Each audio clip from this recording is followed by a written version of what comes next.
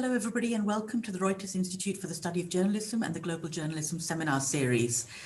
Today, we're going over to Japan. Thank you, Daisuke Furuta, for staying up so late. I think it's 10 o'clock where you are. I wanted to bring Daisuke into this seminar because he is a journalist who has had over 20 years experience at what must be one of the most traditional newsrooms in the world, the Asahi Shimbun, still one of the most established newspapers in Japan with one of the most incredible circulation numbers. And he then went on to become digital editor in this kind of very traditional, slow-moving newsroom, and then went on to be editor-in-chief of Buzzfeed Japan. We met in Tokyo 2 years ago when the entire media industry was also gearing up for the Tokyo Olympics, and also several journalists, including Daisuke, were wondering how on earth the industry is going to cope with the digital disruption and the changes coming its way. All these questions are as pertinent as ever, and all the questions raised at the time are still up in the air and not being answered at the moment. So Daisuke, thank you so much for joining us today and for your time. Yeah, thank you for having me here.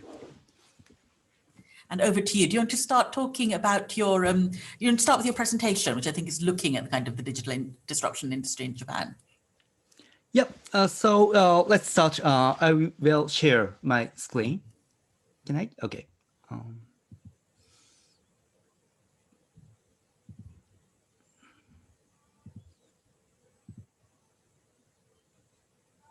Can you watch my screen? Yes, we can. Okay.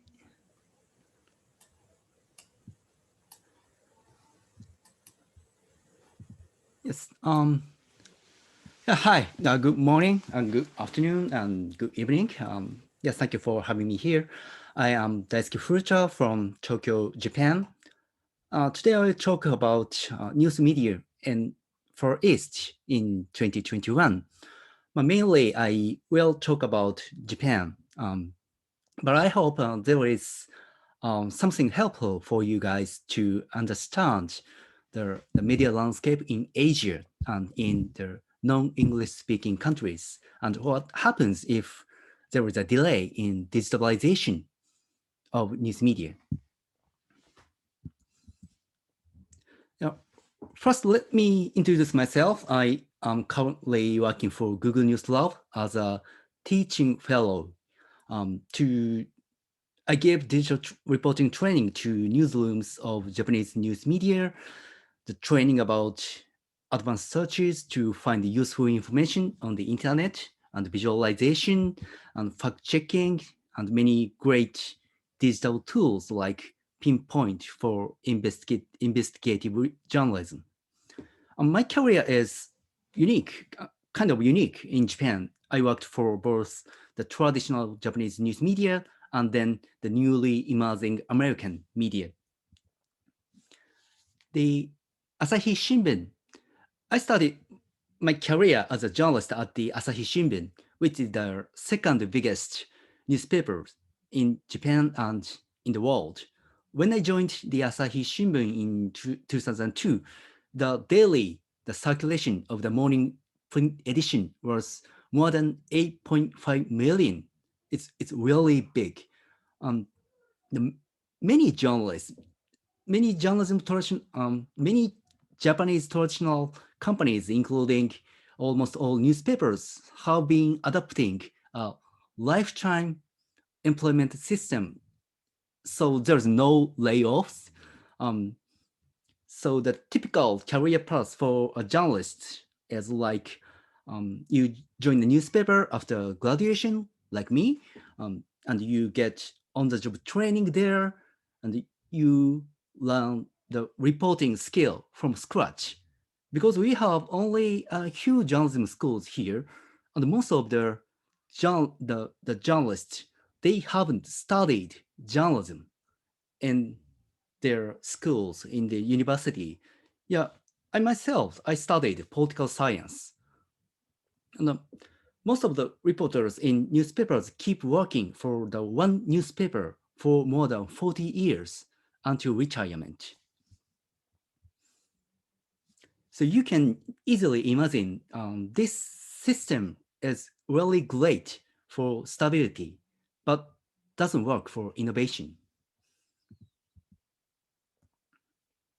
After working for the Asahi Shimbun as a beat reporter and foreign correspondent in Southeast Asia, I decided to change my role in the newspaper. Um, I became a digital editor of the paper. I tried some data journalism and visual heavy storytelling like this. Asada Mao's Last Dance. This is the one of the content. And other time I learned a lot from brilliant digital contents like Snowfall by New York Times, which got a Pulitzer Prize in 2013. I I remember at that time, many news media outside the United States followed the New York Times to create such beautiful digital content. Um, we didn't have any precedents in our own country. And then I left the Asahi and joined Buzzfeed as a founding editor-in-chief of its Japan edition. We launched Buzzfeed Japan in 2016. In 2 years, the monthly unique user of Buzzfeed Japan has exceeded 20 million and became one of the biggest digital media in Japan. I was a first hire of Buzzfeed in Japan, and when I left Buzzfeed Japan in 2019, the editorial staff consisted of more than 40. Is this because I am a great editor? I don't think so, because not only BuzzFeed Japan, HuffPost Japan and Business Insider Japan are doing well in my country compared to in other countries. I think there are some reasons why the Japan editions of foreign internet media are doing well, doing fine in Japan. In the case of BuzzFeed, that is partly because it has strong entertainment and video section. But here I want to talk about news. The first reason is the traditional news media. The newspapers are the dominant players in Japan's news industry. The largest journalism trade association in Japan is Nihon Shimbun Kyokai, Japan Newspaper Publishers and Editors Association, JNA. Of the 129 member companies of JNA, 103 are newspapers, and 4 are news agencies, and 22 are broadcasting companies. As of 2021, there is not a single internet media outlet is a member of JNA. And due to the wartime one prefecture, one newspaper movement, there were 1 or 2 local newspapers in each of the 47 administrative divisions of Japan. The total morning circulation of the local newspapers and 5 national newspapers was 33.7 million in 2000. With the addition of sports newspapers and evening newspapers, the total circulation reached 53.7 million. So with a delivery network that stretched to every corner of the country, the circulation per household at the time was 1.13. It means every household had 1 or more newspapers in average. Daisuke, could you just check that the screen? All we can see is the Asahi Shimbun screen. Oh, really? Yeah, I think it's not updating. Okay, I will check. Thank you.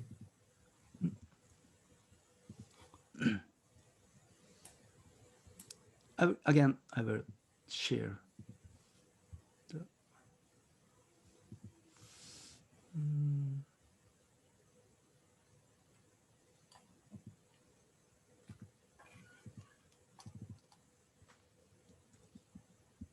Is it moving?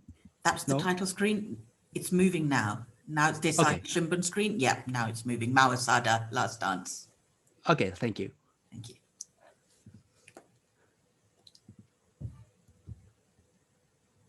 That's Buzzfeed Japan. Yeah.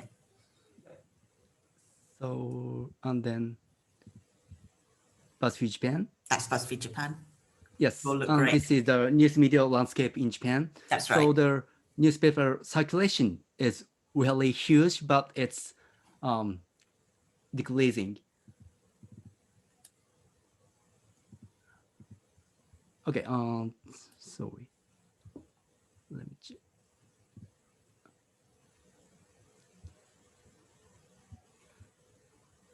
Okay, so yeah. So there now, yeah, it's decreasing. The other it's as in the rest of the world. The decline in circulation accelerated around 2007 when the internet became widespread and smartphones were introduced to the world. However, Japan is still print-centric now. In the 2017 One IFA survey, the number of copies per 1,000 people was 381.4, the highest among the 21 countries surveyed, so far ahead of the second highest, Finland, 245.7. So still, Japan is really print-centric country.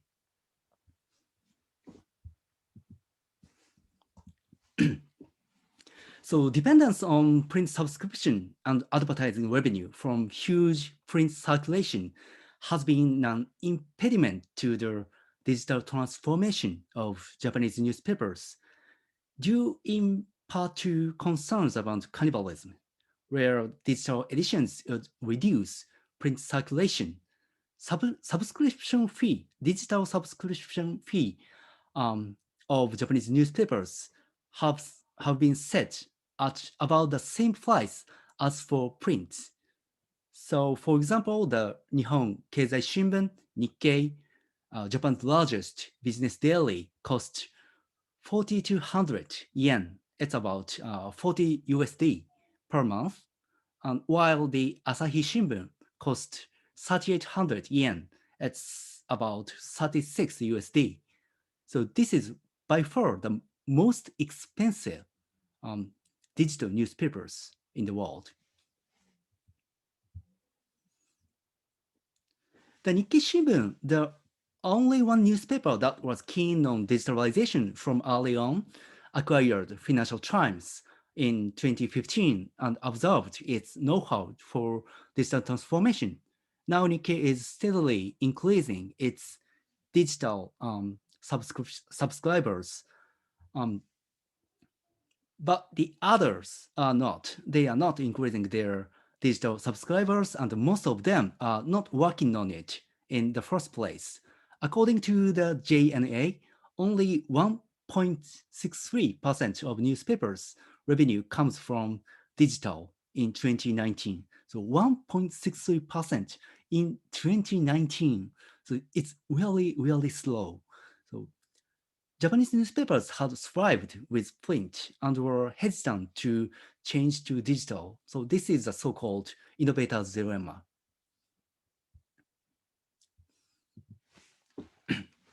And then, so how about Japan-born internet native media? There are only a few. Because as I mentioned before, the most journalists are working for newspapers, broadcasters, magazines under a lifetime employment system. So they don't move to internet media. And I might add, there are a few journalism schools, and so there are very few examples of entrepreneurial journalism. The most powerful digital news service in Japan is Yahoo Japan, so which aggregates news content from more than 600 contract media, including almost all newspapers, news agencies, magazines, internet media, and TV. So for a price of 0.00024 USD per PV, so it's really small amount of money.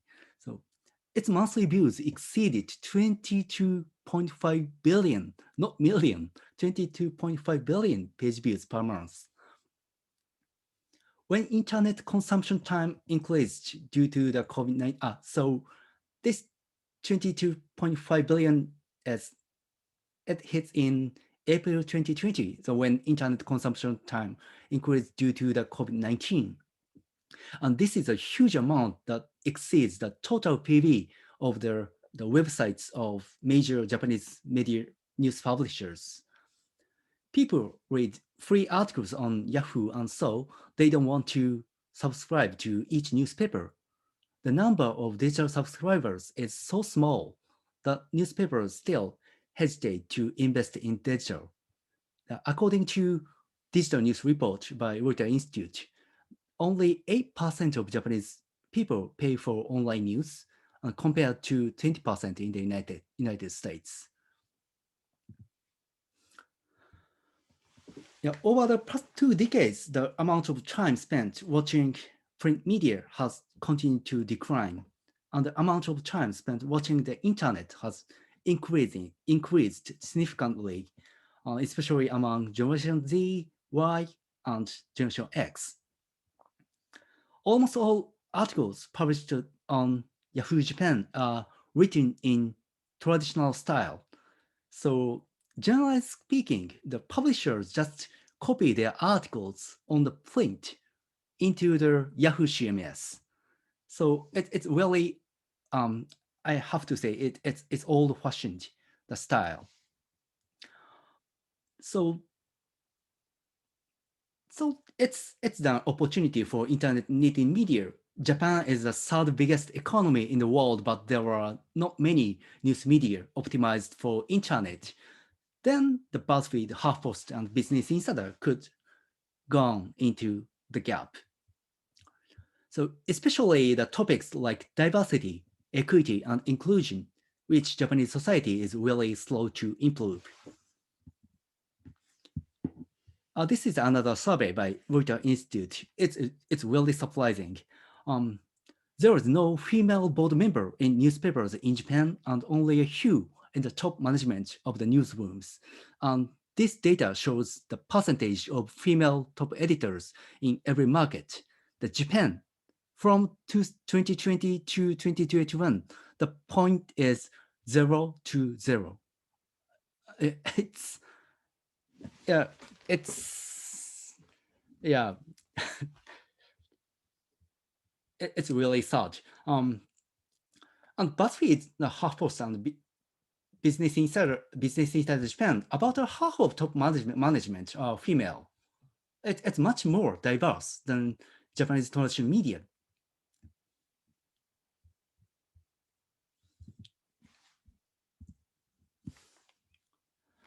And I left Buzzfeed Japan in 2019 and started my own business as a media consultant to support digital transformation of traditional media.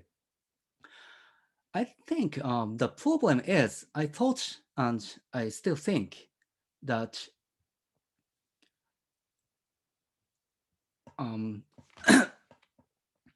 the news ecosystem in Japan will be destroyed if the trend continues. Even if BuzzFeed, HuffPost, Business Insider is keep doing well, they cannot be the mainstream media of Japan. The size of the newsroom is far too small to cover the daily news.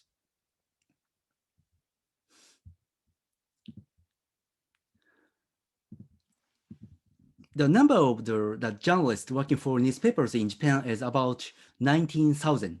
So there is no research about how many journalists working for internet media, but maybe I think the less than 100.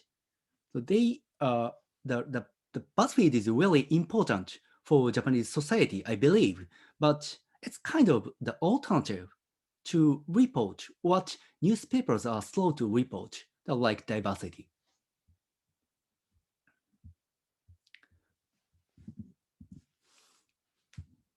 And that is the reason I joined Google News Lab last September as a teaching fellow. Google News Lab is a part of Google News Initiative, which mission is to build stronger future for journalism, elevate and strengthen quality journalism, evolve business models to drive sustainable growth, and empower news organizations through technological innovation.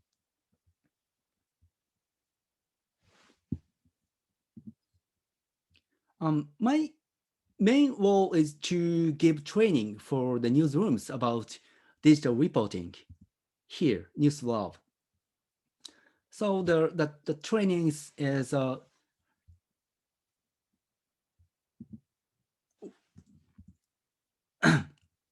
from the advanced search to the Google Trend or the visualization, the fact checking, the everything. So before the training, I asked the attendees some questions like, have you used Google Advanced Search, the Google Trend, Google Map, and Earth, and other useful tools like TweetDeck or CrowdTangle? Even the basic skills like Google Advanced Search, the many journalists working for traditional media don't know much about it. The digital transformation is not only about the organization, it is also about the journalists themselves. I think that is the reason why Google News Lab training for journalists is really important. So yeah, this is a comment I got from the attendees for the training. Um, yeah, he said, I have got on-the-job training for years to report on newspaper, but haven't got any opportunity to learn digital skills and tools for reporting on the internet.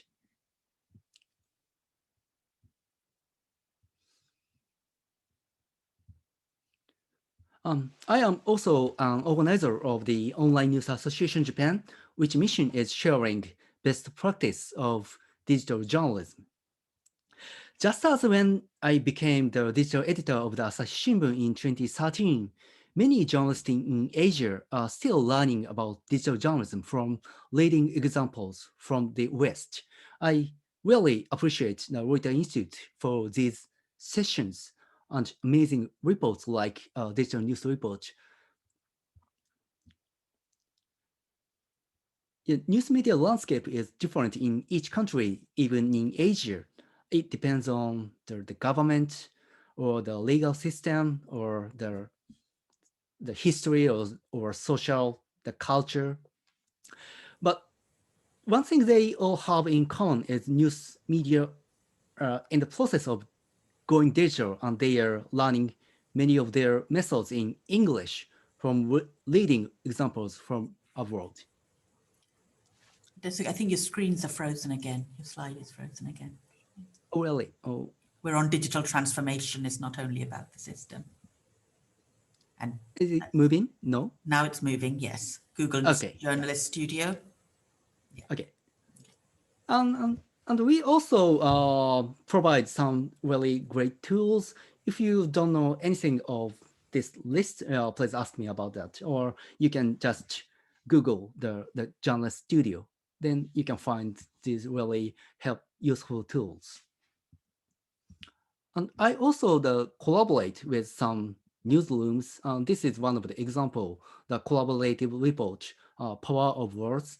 I collaborate with the 25 newsrooms in all over Japan, and we create this website together. It's published the quotes from athlete. So this is meant to provide the comment from the Olympic athlete, but it was postponed. So now we are planning to reboot this in 2021, but we are not quite sure about the Olympic Games.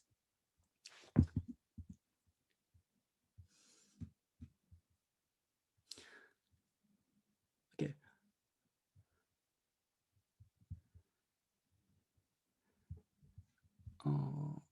Okay.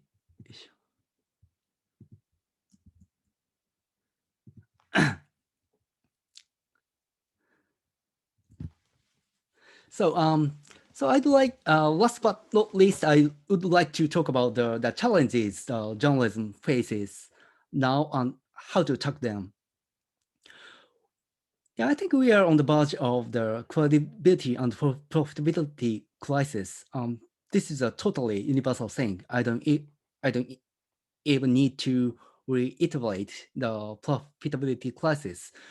As Digital News Report 2020 described, that winners takes most, with the exception of a few winners such as the New York Times. Um, in Japan, the Nikkei Shimbun, the most news media have not been able to generate a steady stream of revenue. The credibility crisis is another universal thing. The monopoly of news media on information has broken as the internet has made it possible for anyone to transmit information. This can be called the democratization of information, but the news published by professional journalists has become relative and subject to criticism in the midst of information overflow and the post-truth era, and its credibility has declined. The slow digitalization of news media accelerates these two crises. There is almost no other way than digital that increase revenue, and in credibility side, you have to earn it on the internet where people get information and talk about news. This is a chart from the Future of Trust in Media report, the Ipsos in 2020. It says only 25% of Japanese people think that they have easy access to news from sources they trust. The average of 27 countries is 64%. So the trust in Japan is way too low. I think that the mistrust comes from the delay of digitalization. So imagine a newspaper that publishes articles on the internet with the almost same style as 20 years ago, when the articles were completely optimized for print. The, the Japanese news reporters, most of them don't use social media, and sometimes the news media in Japan prohibit their reporters to use social media and doesn't know much about the digital tools and technologies. It's not surprising to they fail to gain influence and credibility on the internet. So this is what's happening in Japan. I can say the quality of the Japanese newspapers are really good, but the however, the gaining the trust in the internet age is different from the print age. Digital News Report 2019 mentions the interesting data about if people agree that the news media works as a watchdog. In Japan, the answer is 91% of journalists said yes, but only 17% of the audience said so. So why it happens? Um, I think it might be because the lack of fact checking. The traditional news media have little interest in fact checking and verifying information on the internet and do little fact checking or debunking. So digitally native media is small in size and lacks the resources for fact checking. Currently, there are no organizations in Japan that are accredited by the International Fact Checking Network. So, and no registration with claim review by Google and a fact checking tagging tool provided by Google, and no media outlets that cooperate with Facebook to combat misinformation. According to research, 81% of Japanese people are concerned about misinformation, but print-centric newspapers failed to respond to it. So how can we overcome the challenges? So I think we all agree that there was no silver bullet, but we know if there is no trustful, the inclusive and digitized newsroom, our society will get worse. As I mentioned, the Japanese newsroom has a serious problem of gender gap, and Japanese society too. So it looks like chicken and egg, but, but we can and should do something to make it better.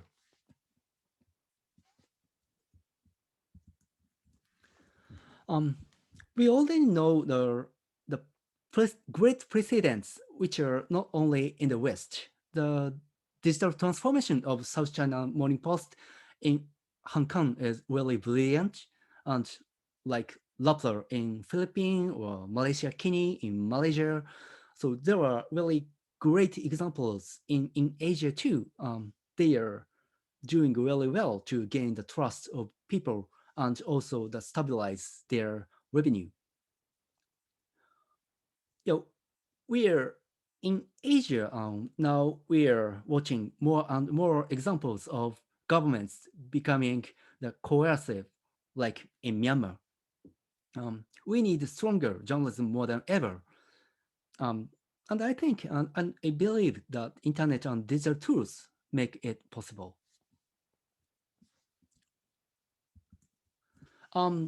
I mentioned some the digital tools and trainings. If you can visit here, the Google News training, you can find the many really useful the training courses and tools. So you can learn by yourself. So please visit here. Thank you.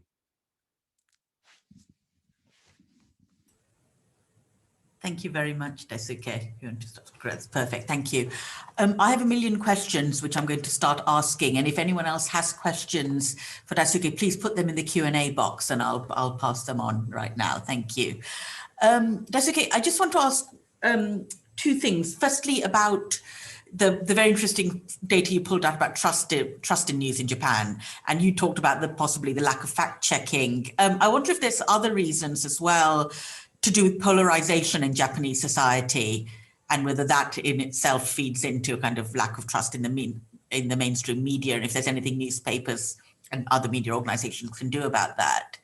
And secondly, the issue of journalist safety, because I know the Asahi Shimbun, for example, has received so many threats, that it's taken a lot of precautions to ensure the safety of its reporters, including being very low, low visibility, where it is publicly. How much of an issue is this still, and how concerned are you that, do you think there's a link between this kind of lack of trust in the media and the kind of threats journalists are under there? Yeah, thank you. They are great questions. The first one, the polarization. I think the political polarization, especially in the news media world, is not so big in Japan.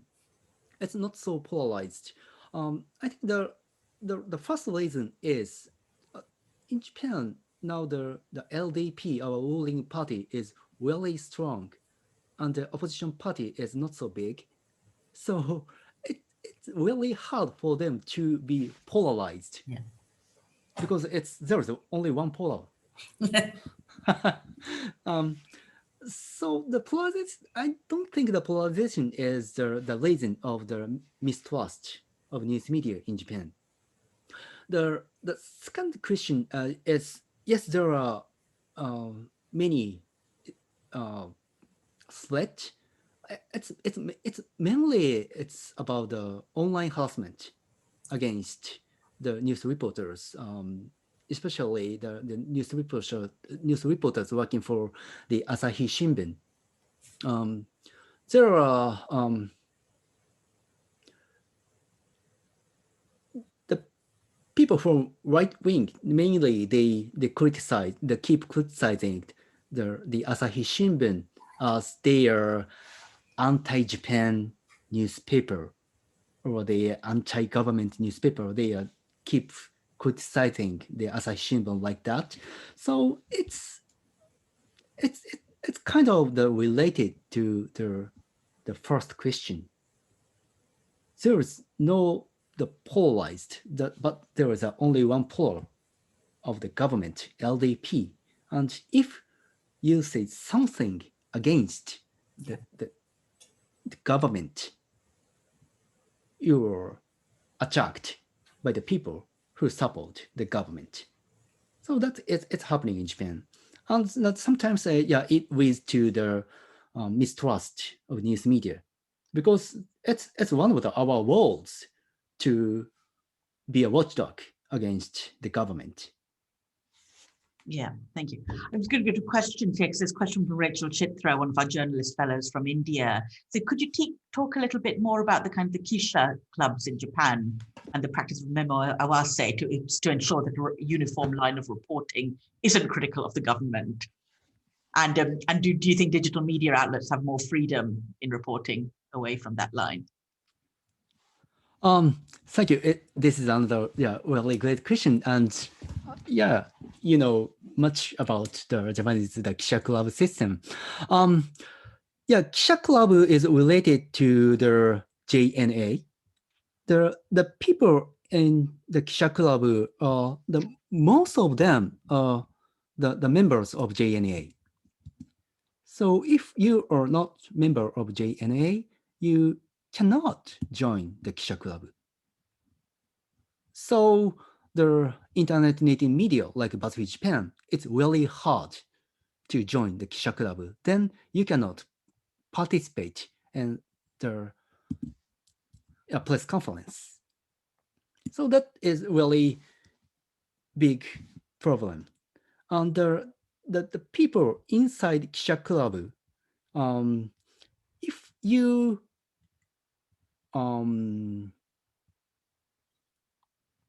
break the rules of Kisha Club, sometimes you will kick out from the Kisha Club. So there is the kind of the unwritten rules they have. You can criticize the government, and the Asahi Shimbun, they are the members of the Kisha Club. So yes, you can criticize, but if you don't follow the unwritten rule, the other members of Kisha Club are really how can I say don't support the news reporter who don't follow the rule. What kind of things would happen if you broke these unwritten rules? If you ask the question twice or three times, in press conference, it sometimes happens that you ask some question, but the answer is not enough. You will add some question. It's natural, but if you do it on the press conference, in some the government, the official press conference, if you ask many questions, the other news reporters in the Kisha Club will hate you. Yeah. And it's really, and then you will kick out from their inner circle. So this is peer pressure.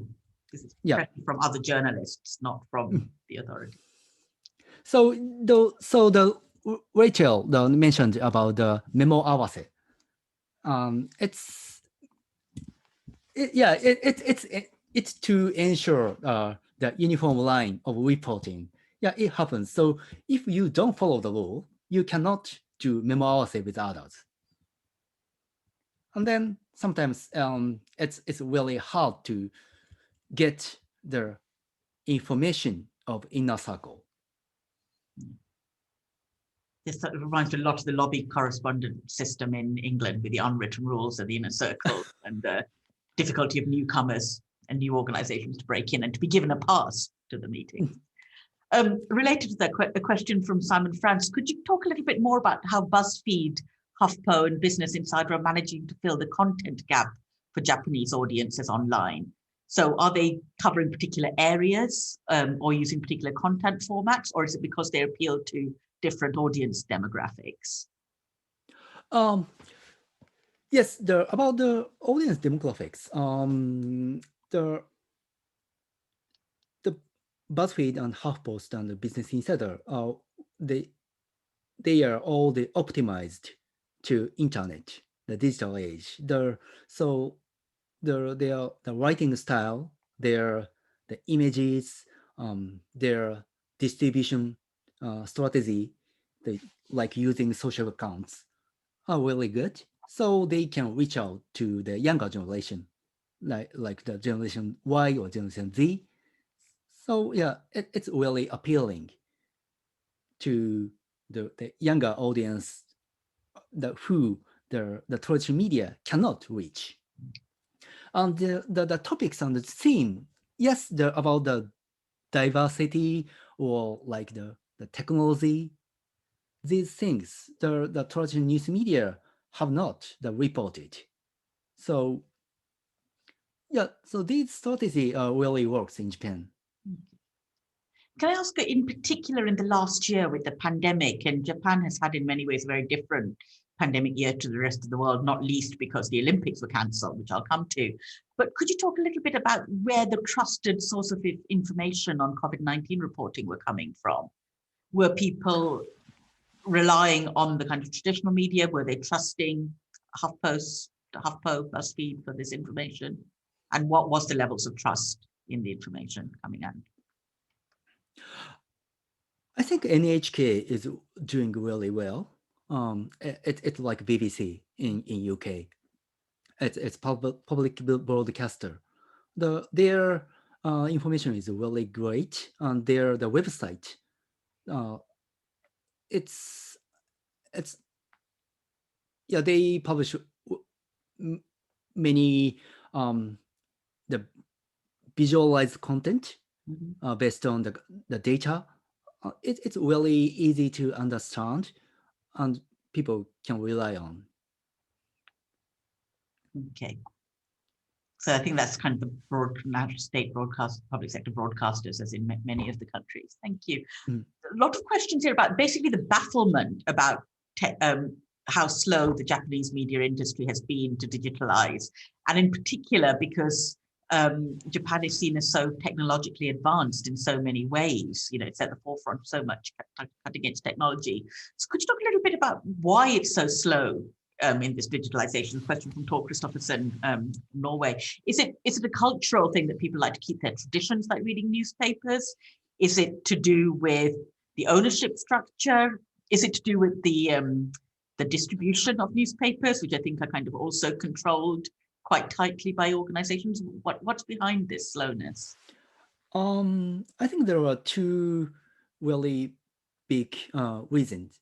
The one is I already mentioned that it's because the print is really huge, so they rely on the print side. So yeah, it's innovators driven. The print is so successful, so they hesitate to move to digital. So that is the first reason. And second reason is I think it's because of seniority. Yeah, we have the lifetime employment system, and we have a culture of seniority. And our elder boss, they really love print, and they hate the technologies, and the seniority works so that the reporters cannot voice up about the new technologies and the new tools and the new strategies. That relates very directly to my next question on diversity, because you rightly pulled out our fact sheet from last year and from this year about how awful Japan is in terms of leadership. You know, how there are no women in the kind of leadership roles in the main brands in Japan. I've had one explanation from other people about it's to do with the pipeline. So while you have several female journalists at lower levels, you know, they haven't yet had time to go up through this very hierarchical system. Do you think that's a valid explanation? And are there others for this kind of utter lack of diversity at the top? Yeah,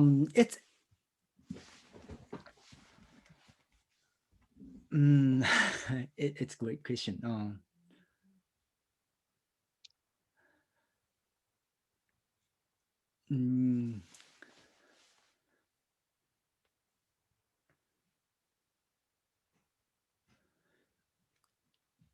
Yeah, the gender gap in Japan is quite huge now. The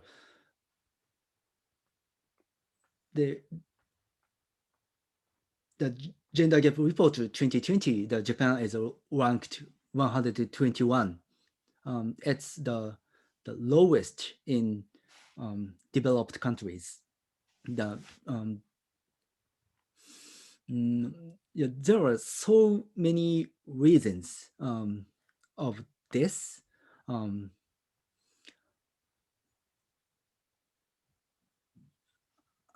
And unfortunately, the news industry is the one of the worst, the industry about this gender gap. I think the journalism should do something to change this society and the culture related to this huge gender gap. But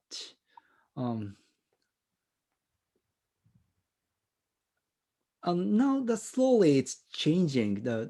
For example, the Asahi Shimbun, they now try to fill the gender gap. Now they are promoting more the female reporters to the management level. But still, if you look at some the government press conference, you can say the 80% or 90% are the male journalists. So the change is really slow. Is there anything women so can sorry, do? sorry, it's not answering No. your question, but it's really interesting. I'm just wondering if there's anything women can do. I'm asking you, but is there anything women journalists can do? Is there anything kind of female readers can do? Is there any kind of action that can help drive this change in these kind of very static rooms? Yeah, I think in other country, the some association of the female journalists do really great job to change the situation. But in Japan, again, the because of the lifetime employment system, the female journalists also they work only one the company, only one newspaper. So it's really hard for them to unite with female journalists working for other companies. So if we can support to organize the female reporters association or something like that, it's really, I think it will be really helpful to change this situation. Thank you. That's really good answer. It's always about solidarity in the end, driving change. Yeah. I just want to ask you about last summer, because I was in Japan about 2 years ago, and every media organization we met was gearing up for the Olympics. This was going to be their big event, both in terms of revenue, readership, where a lot of the innovation was going to happen. They were experimenting with different formats, different equipments. And then we had the pandemic, then the Olympics were cancelled. Everything's gone. Notice. I'd really be interested to know the impact it had, as far as you can see with a bird's eye view, on the industry and on morale in the industry in particular, because it must have been really devastating to have lost this totemic event like that. So yeah, before pandemic, last year in January, February, everybody really the preparing to report the Olympic and Paralympic Games, and there are many plans, but now almost all are gone. Now we are just concentrating on the reporting about COVID-19 and vaccination. So there is no resource for news media to think about the Olympic Games. Yeah. And it must have, I just get a sense like a lot of momentum must have been lost, a lot of kind of plans for growth and energy and events. And how do you are you concerned that not only did it not happen, but in many ways it might have set the industry back further than it would have was? Yeah, now people, the working for news media, they hesitate to talk about the Olympic and Paralympic Games, because now according to the public polls, the majority of Japanese people are against to hold Olympic Games this year. Yeah. So some of them want to cancel the Olympic and Paralympic Games. So yeah, it's really tough No, I think you're right. to talk about that. Yeah. Yeah, no, it's kind of it's an extra shock, economic shock to a country when every country has had the economic shock of the pandemic in 20 years, had this as well. Can I also go back to the kind of issue of print journalism and where you see the future? So a question from Jenny in Finland. And do you see a future in Japan where print journalism could exist pretty much indefinitely as a kind of premium product with, amongst premium products like periodicals, book scenes like long length magazines, alongside a profitable digital news industry? Or do you have to have one or the other? The circulation is keep decreasing, and now some of the newspapers it's going red. It's not profitable anymore.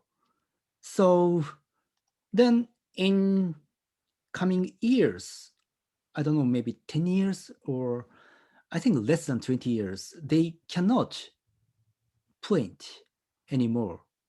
I mean, it's going bankrupt. And this I don't think all print will. Yes, I think some of the print can exist, but not in mainstream. And I'm just fascinated. Newspapers in Japan must have a massive pension liability if you've got staff, kind of well-established staff on kind of old-style contracts with very generous pensions, and you've got that coinciding with a declining print revenue and presumably no kind of newer, younger readers coming on board. So it almost feels like there's going to be a cliff edge. So the graph you showed us is a very gradual decline, but at one point, I get the feeling there'll be a kind of massive fall for newspapers. Yeah, now the average age of the print readers are really high. So, and now the 20s, 30s, they don't read print. So there is no chance for them to increase the number of the circulation. And certainly not fast enough, even if they changed overnight. You talked about the importance of networks. You both talked about a space that's needed for digital journalists to be able to meet each other and speak. And then later you spoke about why it might be helpful for women to be able to organize in some way as well, female journalists. Are there any organizations at the moment trying to do this in Japan? What would you say people were looking for someone to join? For the diversity or gender gap issue or any other digital change and innovation. Okay, so that is the reason I started the Online News Association Japan 3 years ago. There there is no there is some journalist association, independent journalist association, but it was not so big, and it's also traditional. It's not for the digitized world. So I started to organize the Online News Association Japan, and also there is another association. It's called Japan Internet Media Association. I'm board member of this Japan Internet Media Association. The JNA, the Japan Newspaper and Publishers Association, was super big, super huge. So there was no other association to talk about the internet media world. So we organized it. So there is some new organization, but it's just started in these years. It's still quite young, quite new. Yeah, so it's going to take a while. Yeah. For this. And this question about the Google News Initiative and the Google Labs is to what extent has the internet media from underreported communities like out of Central Asia had a chance to collaborate in the kind of various Google initiatives? Do you know?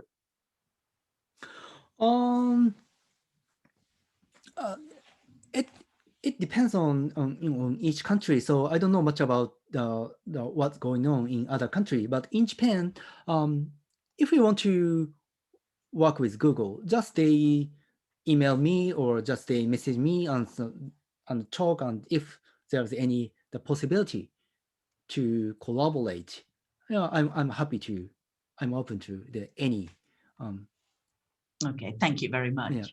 application. Thank you. I'm going to look again, staying on this issue of the utter lack of diversity. Do you get a sense of how whether women are discouraged from entering journalism because of the lack of career paths to the top, or do you feel that it's something that'll change over time?